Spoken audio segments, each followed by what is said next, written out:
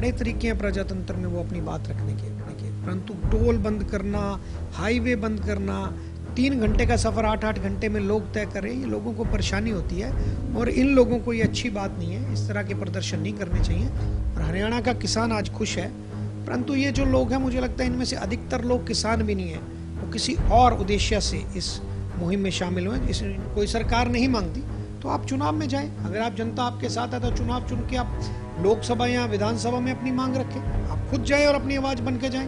पंजाब केसरी में आप सबका स्वागत है। मैं हूं चंद्रशेखर धरनी, पब्लिसिटी एडवाइजर हरियाणा मुख्यमंत्री तरुण भंडारी हमारे साथ मौजूद हैं, बातचीत करेंगे। भंडारी साहब, स्वागत है पंजाब केसरी में। धन्यवाद धरनी जी। भंडारी जी, जिस प्रकार से एम्स का रेवाड़ी के अंदर उद्घाटन, सीएम साहब भी उसकी तैयारियों में पूरे लगे हुए, प्रधानमंत्री देश के उसमें आ रहे हैं, एम्स बनना अपने आप में एक बहुत बड़ी उपलब्धि है। बिल्कुल, हरियाणा में एम्स आना एक बहुत बड़ी उपलब्धि है और कई सालों से ये मांग हमारे हरियाणा वासी भी करते आ रहे थे और ख़ास करके दक्षिण हरियाणा के लोग इसकी मांग कर रहे थे और ये मांग आज हमारी पूरी हो रही है और एम्स आने से लोगों को बहुत लाभ होगा और प्रधानमंत्री नरेंद्र मोदी जी कल उसकी अनाउंसमेंट भी करेंगे और ये 2 साल में बन के कम्प्लीट हो जाएगा, तो निश्चित तौर पे हरियाणा वासियों को ये बहुत बड़ी सौगात है। दक्षिण हरियाणा जो राजनीतिक रूप से देखा जाए तो कभी ना कभी इनेलो का किसी जमाने में गढ़ होता था, उसके बाद कांग्रेस ने उधर सेंध मारी की, लेकिन पिछले 1 दशक से देख रहे हैं कि बीजेपी का पूर्णतया वहाँ पर किला फतेह है और वहाँ पर मैक्सिमम सीटें बीजेपी को जीत कर झोली में आती हैं। बिल्कुल, कारण उसका ये है कि पहले के लोगों को उन्होंने वोट डाला, सिर्फ वादों पे वोट डाला। अगर चौटाला साहब कहते थे कि मैं पानी हर टेल पर पहुंचाऊंगा तो इस वादे पे वो वोट डालते थे। कांग्रेस में इसी तरह के वादे किए, परंतु मनोहर लाल जी की सरकार और माननीय प्रधानमंत्री जी की सरकार ने वहाँ वो काम करके दिखाए, वादे नहीं किए, काम करके दिखाए। आप आज देखें दक्षिण हरियाणा में हर टेल पे पानी पहुँचाने का काम, इतना मुश्किल काम वो माननीय मुख्यमंत्री जी के नेतृत्व में हुआ है, तो आज लोगों को पता है कि कौन सी सरकार क्या काम कर रही है। एम्स जैसी संस्था का वहाँ जाना एक बहुत बड़ी बात है, तो इस तरह के अनेकों कार्य वहाँ दक्षिण हरियाणा में हुए, तो इसीलिए लोग आज भारतीय जनता पार्टी की तरफ है।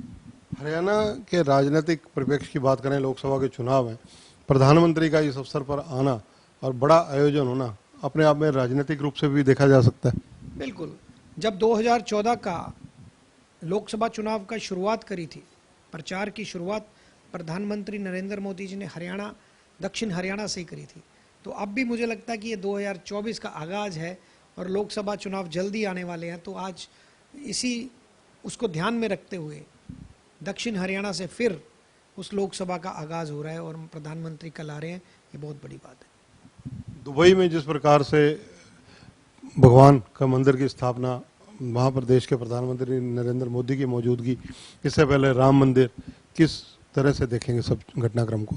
मोदी जी हैं तो मुमकिन है, कुछ भी हो सकता है और वो जो कहते हैं वो करते हैं। उनकी गारंटी ऐसी गारंटी है कि वो जनता अब उन पे विश्वास करती है और प्रधानमंत्री जी ने जो राम मंदिर, जो हम कहते थे कि मंदिर वहीं बनाएंगे, कसम राम की खाते हैं और कांग्रेस वाले लोग और ऑपोजिशन वाले लोग कहते थे तिथि नहीं बताएंगे। अब वही लोग जो आलोचना करते थे, जिन्होंने 22-22 वकील खड़े किए, आज वो जाके वहाँ जाके नारे लगा रहे हैं, राम के शरण में पहुँच रहे हैं, तो ये भी बड़ी खुशी की बात है। तो मोदी जी ने ये सब संभव कर दिया और दुबई में भी राम मंदिर बनना बहुत बड़ी बात है और इसी तरह जो हमारे सनातन धर्म का प्रचार पूरे विश्व में होगा और एक बार नहीं, ये सरकार लगातार बनती रहेगी। किसानों का आंदोलन चल रहा है, किसानों के आंदोलन को लेकर हरियाणा पुलिस ने, जहां हरियाणा में प्रवेश किसान ना कर पाएँ, रोकने के कड़े प्रयास उनके द्वारा लगातार जारी हैं। वहाँ पर बॉर्डर पर जिस प्रकार से हिंसा का माहौल है, तनाव का माहौल है, इस घटनाक्रम पर आपकी क्या टिप्पणी है? प्रजातंत्र में किसी भी व्यक्ति, किसी भी संस्था या किसी भी उनको अधिकार है कि वो अपनी मांग रखे, परंतु जायज़ तरीके से। आप उपद्रवियों को बीच में शामिल करके आप इस ढंग से, पिछली बार जिस ढंग से इन्होंने हमारे हरियाणा का भी नुकसान किया, हमारी इंडस्ट्री का भी नुकसान किया और किस ढंग से वहाँ कभी मर्डर हो रहा है, कभी रेप हो रहा है, कभी कुछ हो रहा है, लाल किले पे लोग चढ़ गए, ये गलत चीज़ें हैं। इससे देश की छवि भी धूमिल होती है और प्रदेश की छवि भी धूमिल होती है।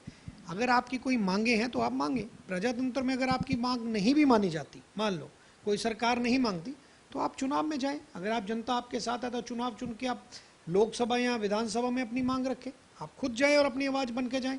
आज वो लोग जो कि प्रजातंत्र में विश्वास नहीं रखते वो जो एजिटेशन में शामिल हो चुके हैं।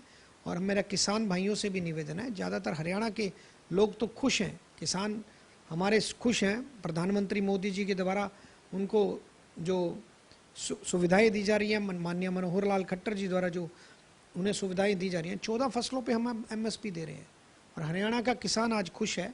परंतु ये जो लोग हैं, मुझे लगता है इनमें से अधिकतर लोग किसान भी नहीं हैं, वो किसी और उद्देश्य से इस मुहिम में शामिल हुए। इन उद्देश्यों की पूर्ति भारतीय जनता पार्टी की सरकार नहीं करने देगी। हरियाणा के जो किसान नेता हैं चडूनी, उन्होंने भी अभी बयान दिया, कुरुक्षेत्र के अंदर मीटिंग की है कि 3-3 घंटे के लिए कल हरियाणा में टोल फ्री किए जाएंगे और इस एजुटेशन को समर्थन की बात उनके द्वारा की गई है। कोई टोल इस तरह का कोई भी काम नहीं करना चाहिए, कानून अपने हाथ में नहीं लेना चाहिए। जिन लोगों की मांगे हैं, बड़े तरीके हैं प्रजातंत्र में वो अपनी बात रखने के, परंतु टोल बंद करना, हाईवे बंद करना, कई लोग रोगी, कई इमरजेंसी भी होती है लोगों की, कईयों की शादियां हैं, कईयों ने अपने घर पहुंचना है, कई लोग हेल्थ के इशू भी उनको हैं, उनको सड़कों पे अगर आप रोक के रखोगे, 3 घंटे का सफ़र 8-8 घंटे में लोग तय करें, ये लोगों को परेशानी होती है और इन लोगों को ये अच्छी बात नहीं है। इस तरह के प्रदर्शन नहीं करने चाहिए। आप जंतर मंतर पे जाइए, वहाँ जाके बैठे लोग बैठे रहते हैं और आप सरकार को आवाज़ पहुँचाने के लिए कई माध्यम हैं, आप उन सब माध्यम को अपनाएं, परंतु ये अच्छी चीज़ें नहीं है कि टोल बंद कर देंगे, हम ये बंद कर देंगे, ये गलत बात है। ट्रेन बंद के लिए भी जैसे कदम उठाए हैं, आम जनता को परेशानी होगी इससे? जनता परेशान नहीं होनी चाहिए, ये इन लोगों को सोचना चाहिए। अगर ये सच्चे देशभक्त हैं, अगर इनमें कोई आदमी इस तरह के हैं जो लोगों को परेशानी करना चाहते हैं, तो फिर इनका इलाज सरकार जरूर करेगी। सुभाष बराला राज्यसभा में बीजेपी की तरफ से आज नामांकन भी भर गए। बहुत अच्छी, बहुत खुशी की बात है। हमारे बड़े सीनियर नेता हैं और उन्होंने पार्टी की सेवा एज ए प्रधान कई वर्ष करी और उसके बाद विधायक भी रहे और युवा मोर्चा में भी रहे। ऐसे साथी जिन्होंने भारतीय जनता पार्टी को लगातार मजबूत करने का काम किया हो, उनको राज्यसभा में भेज के माननीय मुख्यमंत्री जी ने उन सभी लोगों को तोहफा दिया है जो लोग इस भारतीय जनता पार्टी की सेवा कर रहे हैं। उनको अब ये लगने लग गया कि अगर भारतीय जनता पार्टी में कोई भी व्यक्ति जो पार्टी की सेवा करेगा वो राज्यसभा में जाएगा। तो मेरी तरफ से सुभाष बराला जी को बहुत बहुत बधाई और सारी भारतीय जनता पार्टी और मुख्यमंत्री जी को इसके लिए मैं उनकी तारीफ भी करना चाहूँगा कि उन्होंने पहचाना उस व्यक्ति को जो राज्यसभा जाने के लायक है। हरियाणा का बजट सेशन आने वाला है। बजट सेशन में वित्त मंत्री, मुख्यमंत्री खुद ये मोर्चा संभालते हैं, बजट पेश करेंगे। किस प्रकार के बजट की उम्मीद आप करते हैं हरियाणा में? हर वक्त मुख्यमंत्री जी हमारे उन व्यक्तियों के लिए सोचते हैं जिनका कोई नहीं था। राजनीतिक रूप पे मैं बात कर रहा हूँ कि राजनीतिक रूप से उनका कोई राजनीतिक व्यक्ति नहीं उनके बारे सोचता था, उन व्यक्तियों के बारे लगातार सोचते हैं। और जिस ढंग से उन्होंने पिछले सालों में हमारा फाइनेंस का डिपार्टमेंट संभाला है, किस ढंग से उन्होंने प्रबंधन किया है, किस ढंग से हरियाणा ऊंचाइयों पे जा रहा है, तो मुझे लगता है ये भी बजट बहुत अच्छा बजट आएगा और मुख्यमंत्री जी हर वर्ग के लिए सोचेंगे और आने वाले बजट में सब लोगों को सौगात मिलेगी। नेता प्रतिपक्ष भूपेंद्र सिंह हुड्डा मुख्यमंत्री के खिलाफ अविश्वास प्रस्ताव कांग्रेस की तरफ से ला रहे हैं। अब अविश्वास प्रस्ताव क्या ला रहे हैं? ये ड्रामेबाजी कांग्रेस में होती रहती है।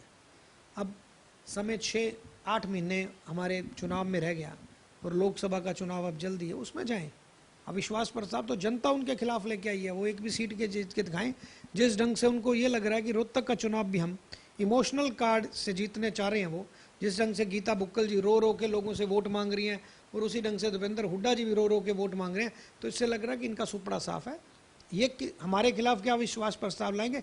जनता इनके खिलाफ अविश्वास प्रस्ताव ला चुकी है। ये बीजेपी है, बीजेपी में आम आदमी को कब किस सीट पर बिठा दिया जाए पता नहीं लगता। और सुभाष बराला जैसे व्यक्ति को मुख्यमंत्री मनोहर लाल ने राज्यसभा में भेज एक बहुत अच्छा और नेक काम किया है, ये कहना है तरुण भंडारी का। इसके अलावा भंडारी जी ने कई राजनीतिक मुद्दों पर हमारे से चर्चा की, किसान आंदोलन को लेकर जो इनकी राय है वो भी इन्होंने रखी।